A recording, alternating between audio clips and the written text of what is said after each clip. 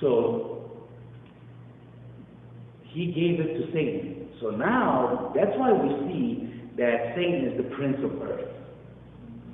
He was given the title of earth, and that's what is written on the back of the scroll and has 7 seals.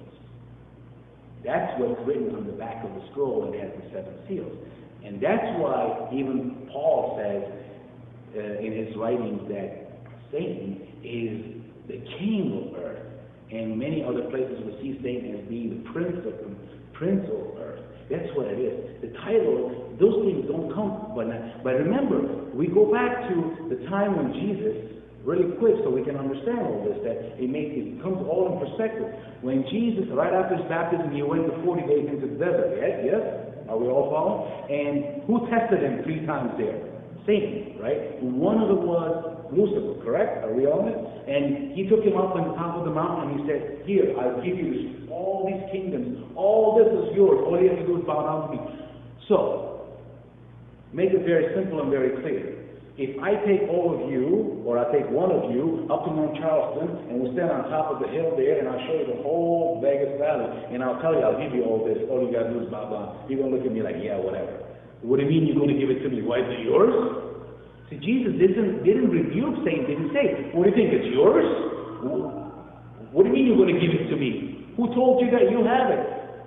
So that tells us that Jesus even knows that Satan has it. Because see what Satan was saying, listen, I know what you have to do to get this title back. I know you're going to go through all the suffering, you have to die, and on the cross, and all that's horrible. Why don't we just make a deal? I'll give you the title. All you got to do is bow down to me. We're done. We'll be fine. Forget it. Remember, he's good. He's really good in what he does. He tried to do that with Jesus, and Jesus says, get away from me. You only bow down to Father God. Nobody else. Get away from me.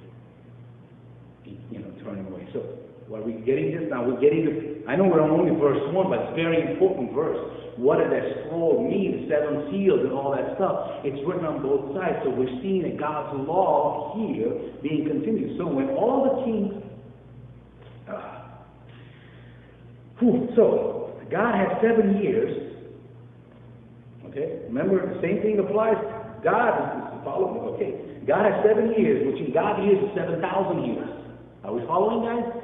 7 years, 7,000 years. What are we now about? Where are we? In what days are we living? In the 7,000 year, in the earth time? Hello? Are we following where we are now? That's where we're in the end time? Are we following? Are we getting there? Yes? No. Go ahead. How? So let's buy the title, so we have to be ready.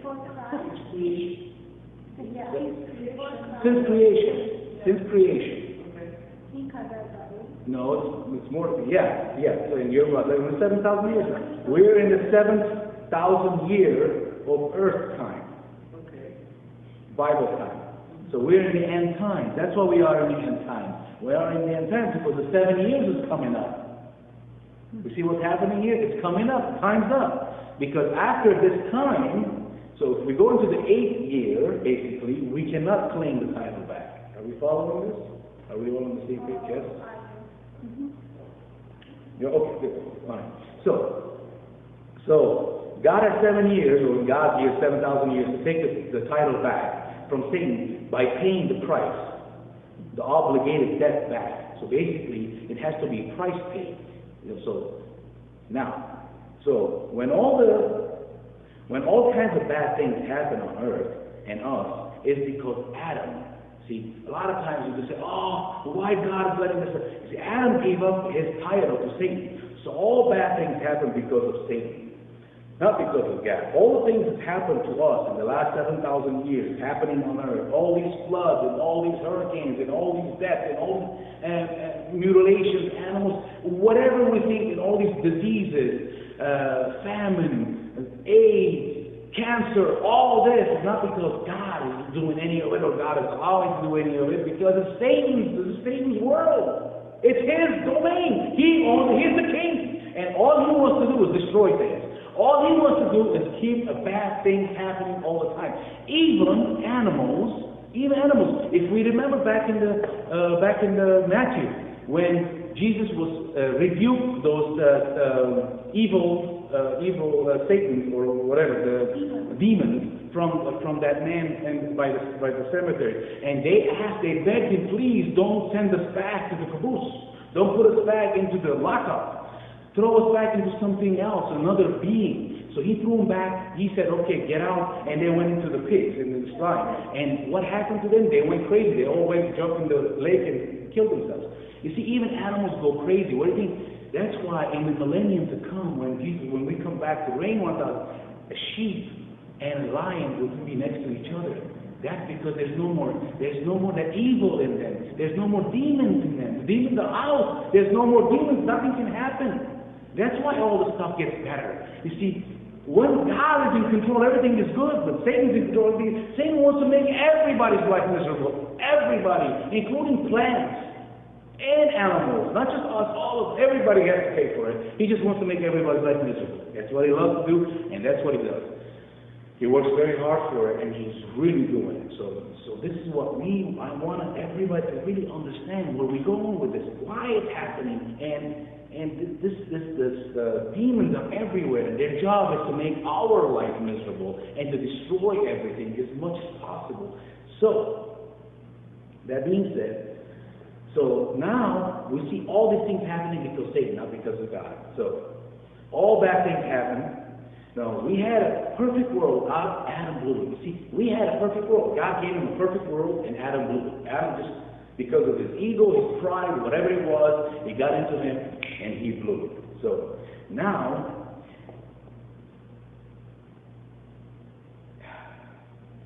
see what happened was, it has redeemed, but another thing here, very important, another rule.